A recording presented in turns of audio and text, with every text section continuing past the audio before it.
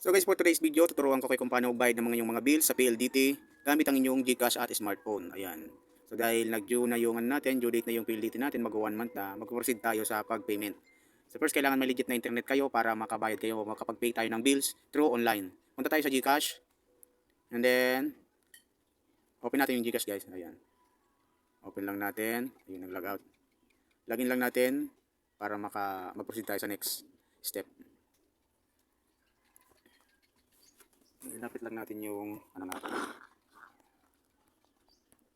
And pag ganyan, proceed tayo sa, ayan, view natin tong all.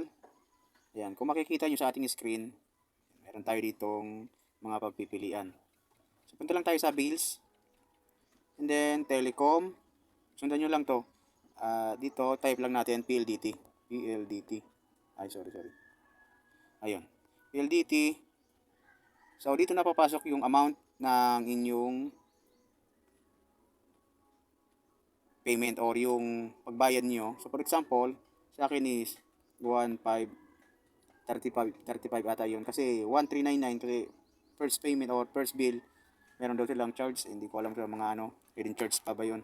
Then dito naman is yung account, 10-digit account number ng PLDT nyo. Ito type nyo lang. At dito naman is email. So, lalagay lang natin yung 10-digit natin. Kakopyahan lang natin sa note kasi nakalimutan natin. So, i-review nyo o tama yung PLDT account number nyo kasi pag hindi yan nagtugma dun sa sa pag-payment nyo sa sa account billing nyo, mas charge na kayo at pupuntahin sa ibang account number, mababayadan nyo yung ibang account number. So kita nyo naman sa pag-payment nyo dito.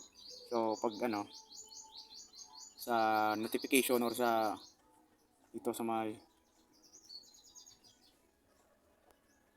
sa inbox o sa transaction notification, punta kayo all transaction.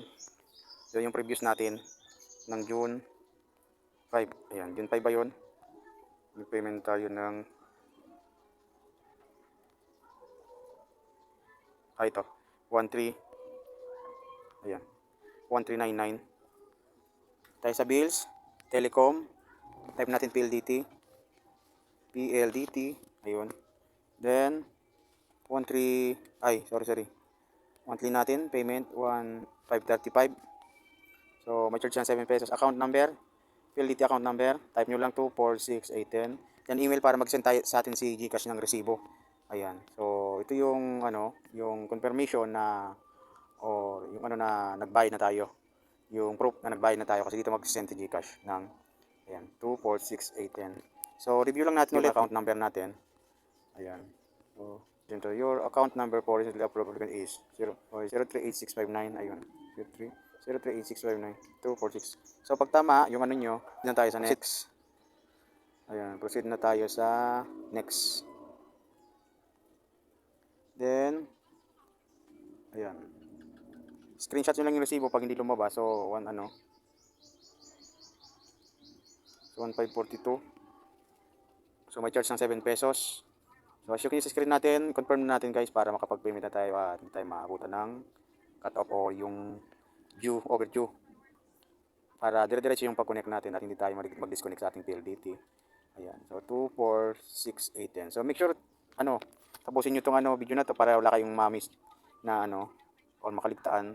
Para hindi kayo magkamali. So, confirm lang natin.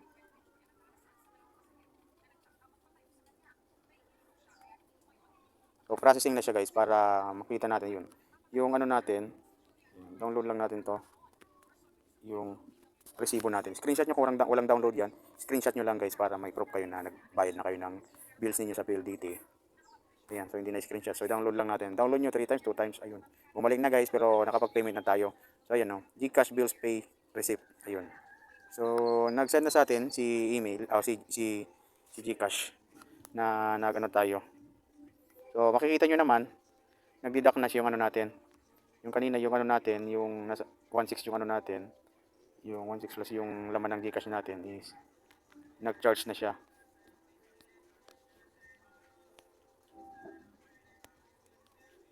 Ayun. So nakapag-payment na tayo. Punta tayo sa email natin para makita natin yung receipt ng ating ayan, successful na yung natin.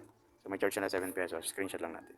Ayan. So ganun lang guys yung kadali yung pag babayad ng bill or yung PLDT natin na account through GCash para dire-diretso yung connection nyo. So huwag kayong magpaabot ng overdue kasi para hindi kayo ma-disconnect. Ganun kasi si PLDT.